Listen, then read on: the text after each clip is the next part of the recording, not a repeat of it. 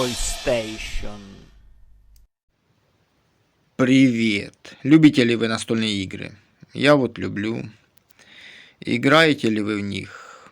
Я вот играю в электронном виде в Sega Mega Drive версия. Монополия, короче, прикольная тема.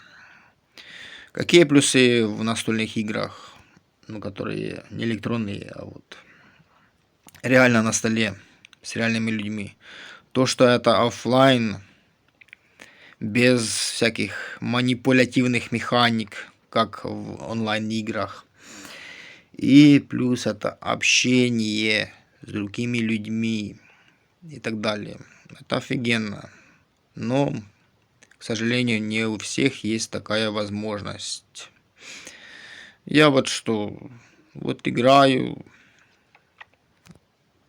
в электронный вид и создаю свои, конечно, настольные игры. А так, чтобы играть с людьми оффлайн. Да, было когда-то и то в мои созданные личные игры. Когда-то и вот в Сегу играли друзьями. Но все, конечно, изменилось.